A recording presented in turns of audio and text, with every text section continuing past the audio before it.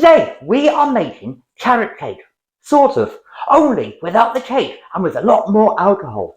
This carrot cake wine is a fantastic winter's wet dream. It is sublime, it is divine. This is a wine that you want to make now, ready for your winter celebrations. This is cake in a glass. Today we are going to be making the actual base wine of the carrot cake wine. And when I come to do the taste test review in a few months' time, I will show you how to make the frosted cream cheese icing that goes really well with the carrot cake wine. So stay tuned for that. So let's get on with the actual wine itself. The first thing we need to do is slice and dice 2 kilograms of carrots. Chop them finely, chop them roughly, get them all chopped up so there's a nice big surface area, and get them thrown into a really big saucepan.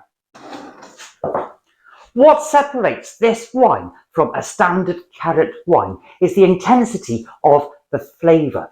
This wine is just like eating a lovely moist carrot cake with that icing topping on top, which just slithers down your throat.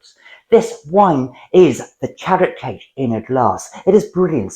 So now what we need to do to create that cakiness is add the rest of the ingredients that we need to bring it forth into this divine, brilliant, fantastic, majestic wine suitable for any drinker. And the next thing we want to add is the juice and rind of 2 lemons and 2 oranges, just to bring out the acidity and add that citrus flavour into the cake mix carrot wine. Fantastic. So chop your 2 lemons and 2 oranges and squeeze them both into the carrots and plonk in the rinds as well. And for added cakiness, we want to pour in 500 grams of sultanas, or you can use raisins if you fancy. They basically add an extra bit of sweetness as well as bring out this wonderful cakey flavour.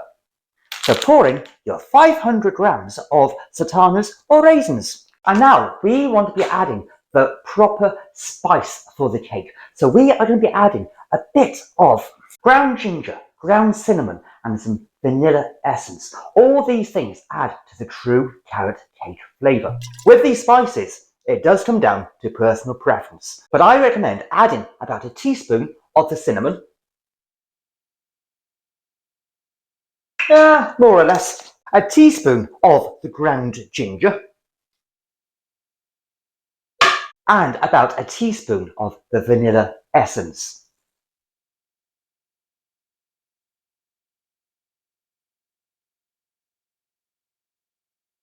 How much is in a bottle? 38 ml. 38 ml a teaspoon.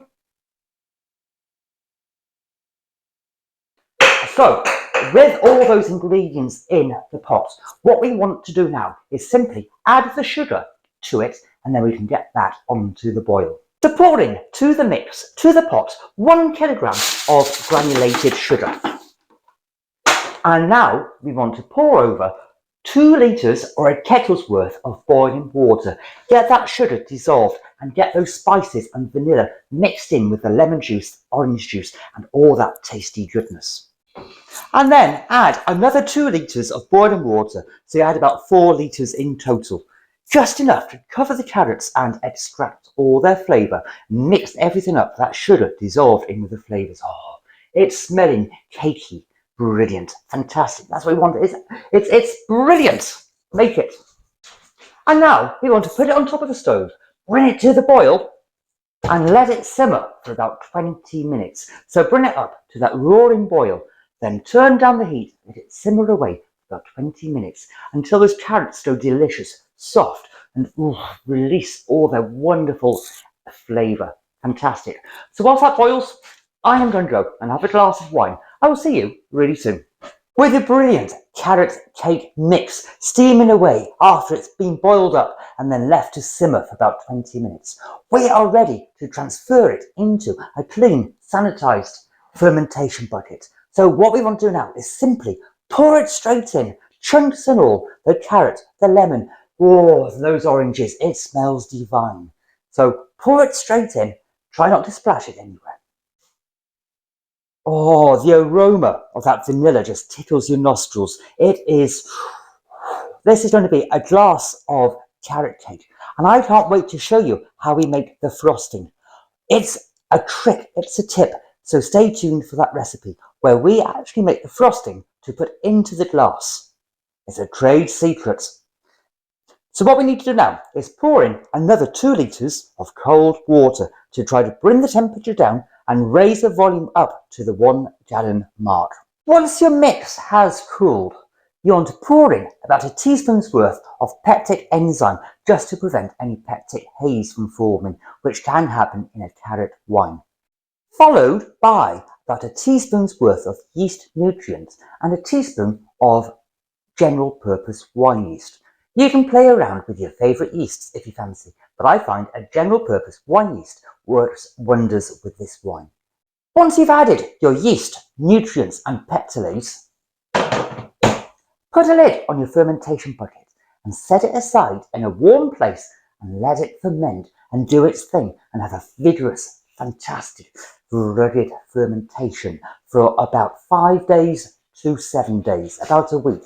And I will be back with you in 5 days or 7 days when it's done its thing, and we'll transfer it then into the Demi-John. Welcome back. 5 days have passed and the carrot cake wine is looking beautiful, stunning, and the aroma is so beautifully elegant coming off it.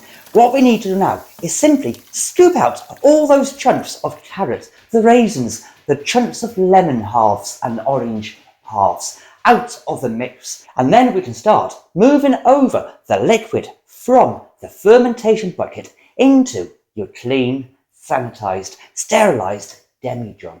With the bulk of your solids out from the mix, you want to start transferring it into the Demi-John. And for this, I like to run it through a funnel with a little sock in it, a stocking, because this will catch a lot of the solids and debris that the sieve didn't quite pick out. So stretch over your stocking or your tight over your funnel until you have a rather funky looking fissure in the middle, and then you can start filtering through the liquid from your fermentation bucket into your Demi-John.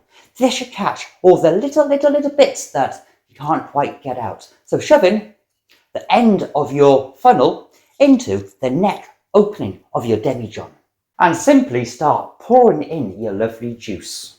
Hopefully you made less mess than I did transferring your wine over from bucket to Demi-John.